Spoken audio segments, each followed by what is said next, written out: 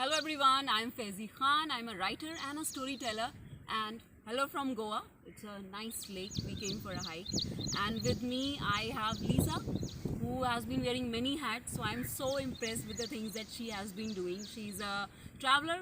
She's a gender studies student. She's a yoga teacher to us, so helping us with the flexibility every morning.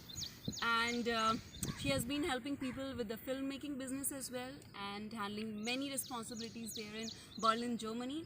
And she has been exploring India. So today we have her with us to explore few things from her point of view and to know about her work. So thank you so much, Lisa, for taking out time for this very adventurous hiking and this short interview. So I want to know about your work and how it has been.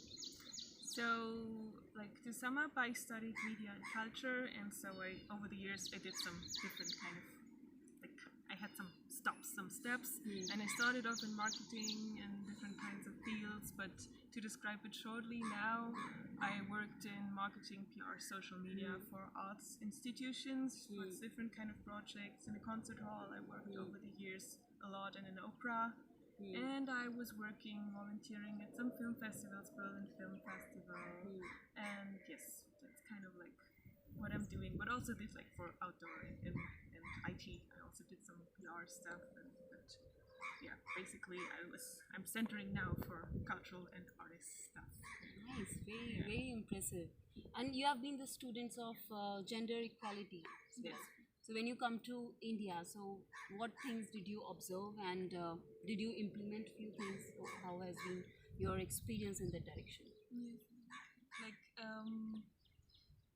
Well, I could say that there are some cultural or gender differences when it comes to gender stereotypes and stuff, but also somehow not. I think in every part of the world, at least what I've seen, there are gender roles for women and men, like characteristics, how they should behave, what they should do in their life when it comes to family, job.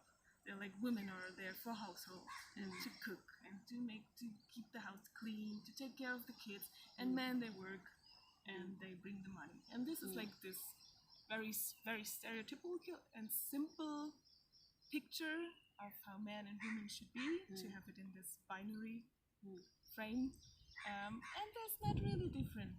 It's like the main cause, it's everywhere in the world. But I feel like in India, these gender patterns are still much stronger. But I have to say, in Germany, I surround myself.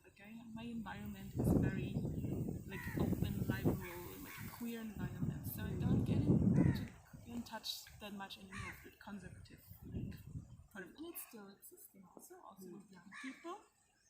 And I figured out in India there are I felt some differences in between cities and more rural areas. People in Delhi, they're much more aware of political correctness, of gender patterns, of queer topics. When I went to Rishikesh, I spent the first 3 months in Rishikesh in that yoga bubble, and I was asking around. I was asking my teachers, yoga teachers, meditation teacher, philosophy teacher, Swami, what's the perspective in yoga philosophy on gender and their own. And I felt like they never even heard about political correctness or gender identities past men and women. They were not even aware of it. Also this happened in highly educated and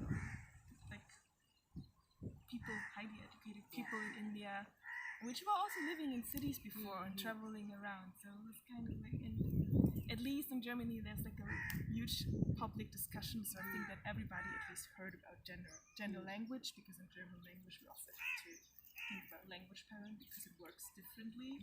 So yeah, that's kind of. We could also talk about dating. It's also totally different. I've also experienced some differences there, but okay, this is interesting. So, what are the few differences? Maybe if you could mention few of them. Okay, I can generalize it because I'm a white traveler here. So in general, people, Indian men see me differently.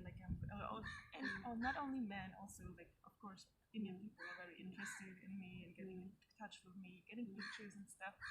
But I felt like that the men, they didn't accept my no, and they didn't accept the boundary clearly, like, I clearly communicated to them.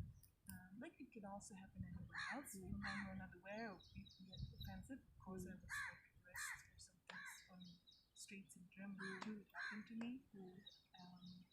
But I feel like they are culturally trained not to have to accept the no from me, and it's like not a rebellious act, which I felt like in other countries.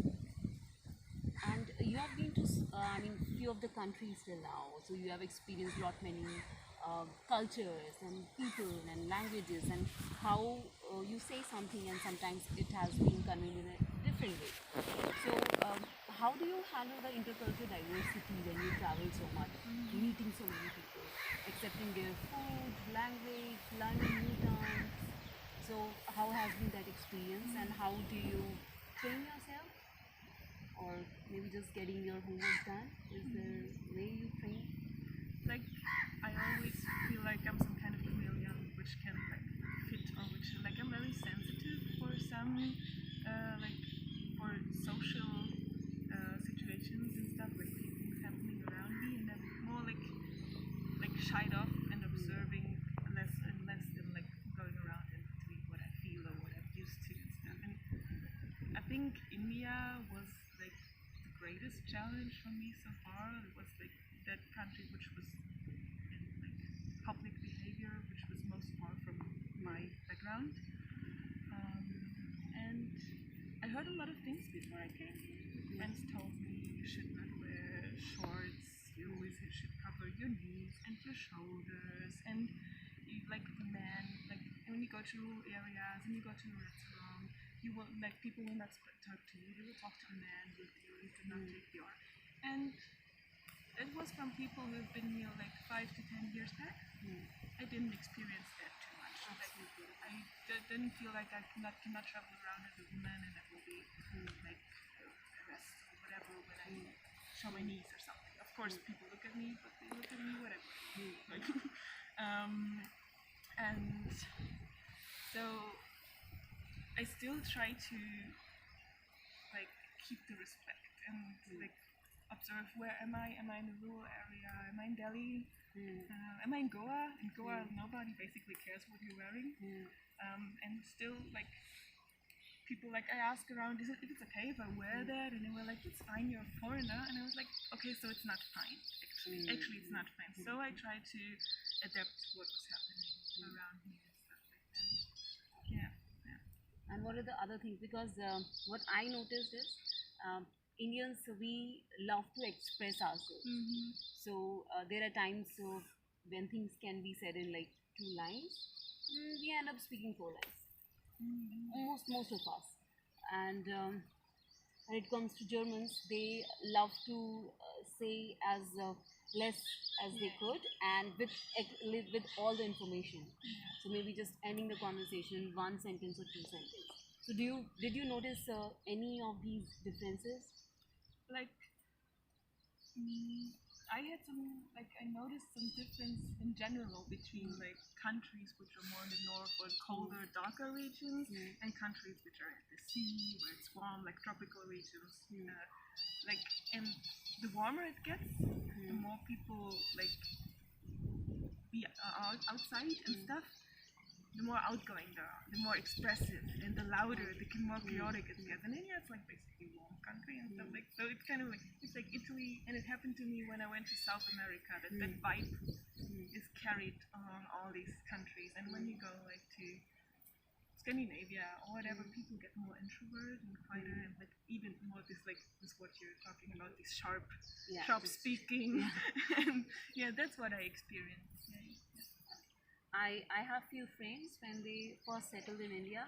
So the starting 1-2 months were a little difficult for them to adjust, because they somewhat had a habit of having early dinner or something like this, and then here they saw the dinner, the sizzlers start around 9 or 8 p.m. so it was little difficult for them to adjust in that way, and they loved the tuk-tuk, the auto ride. So this was like this experience to them. So any experiences like this that you felt that were very different and you enjoyed it in a way? I felt like starving sometimes. Yes, definitely. Like when I felt like when I get hungry in the evening, I start cooking my dinner, and then it's done for the day. When my Indian friends or the Indian people I surrounded myself with, when they get hungry in the evening, they get a snack, they get Maggie or something, and then wait for 2-3 hours until they start cooking. And I was like, we're hungry now? Can't we just have dinner right now? Why No, we are having sizzlers, and then we think of the dinner after like 4 or 5 hours maybe. Yeah. So Yeah, but I enjoyed so many things. Right now here in Goa, I enjoy foodie rice so much. So that I will miss that very much. Food. I love also like going out for food. Is not what we do in Germany that much because we can't afford it simply. But like going out a lot and having snacks and samosa. That's very nice. And how many states you have seen in India? In India, like Uttarakhand, I've been mostly Rishikesh, but also exploring a little bit around. Delhi, I've been a couple of times, and then from Delhi I went down via Rajasthan to Mumbai on a road trip, and from Mumbai to Goa. So Quite a bit of a journey. yeah, it was. So you saw people of almost 5 to 6 cultures? I think so, yeah. And in between I was in Nepal, so even more. Oh yeah. Yeah. There's one big difference, like I still struggle with, like I'm aware of in like Indian behavior, communication, but still it's hard for me to distinguish between the emotional like reaction of mine and the rational thoughts I have. Like they just behave like that. They don't mean it. Like it's the Indian people can appear rude for me because they're very like they don't say please and thank you. They just say like move or clean this or do this, and it's like we're not talking about we're asking polite questions like can you please step aside. After moving out of my house, I started using please and food. So earlier I have been like doing this as well. So okay, could you move? Or just move, not could you move. I understand. I understand this. And it's still hard. Like I know, like whenever somebody and this is normal for us. Like okay, move, give this. I know this, and I try to like distinguish between what happens and I feel. But my first reaction always is, why are you talking to me like that? What's wrong with you? Like why are you so mean? Like what did I do to you? Then I take a step back, like no, they don't mean it like that. Yeah. So this happens with me just within the states of India itself. So from where I come, my mother is from Shahjahanpur, that's quite near to Lucknow. So my language is pretty much very recent and with not many manners and values. So I use a lot of aap even to the kids. So I say, okay, could you please do it? So when you translate it, so people find it really awkward. Say, hey, why are you talking like this? This looks like as if you're talking to a 60-year-old person. They're of the same age. How come you're talking like this? And then a few different states who are very blunt, but they're very good at heart. But even if they have to express their love, they end up speaking something that is love for them. But for me, it becomes a little sharp and blunt. Okay, why are they talking? So I do get it. So there are times the language doesn't mean that, but it sounds like where the could please sorry has gone. And you feel it like it's a different emotional reaction than like rational reaction. Absolutely. Thank you so much for your time. Anything that you want to share? Well, like maybe one thing. In one of my first days in India, somebody told me, if you want to survive in India, don't have any expectations. And it's kind of right. Like traveling through India, it's better to go without a plan and not expect. And you have to ask for things, not wait for things for you to come. You really have to go out and And that is also nice. Not having any expectations, it's good. But like definitely having a plan. Like personally, I love plans. Sometimes we customize the plan, we make some changes. But I love going with a plan. But sometimes no plan is also nice. I'm still learning to go in the zone of no plan and not having discipline. Yeah, that's what I try to teach myself with. Yeah, It's because hard. because Germans are known for their discipline and very well scheduled. If it is 9-5, that it is meant to be 9-5. Exactly. And if somebody's telling me I'm coming right now, then I'll be there right now. And Yeah. it's not happening. And now we have monsoon. Okay. Monsoon starting. Now it has started raining, and I hope you are enjoying the rains in Goa. And all the very best for your next travel in Thank Israel. you. Thank And you keep us for updated. And we'll see Lisa very soon on our channel and in Delhi, roaming with her, knowing more of her thoughts and her experiences, and doing few programs with her. Thank you so much. Thank you, Suzy. Bye. Bye bye.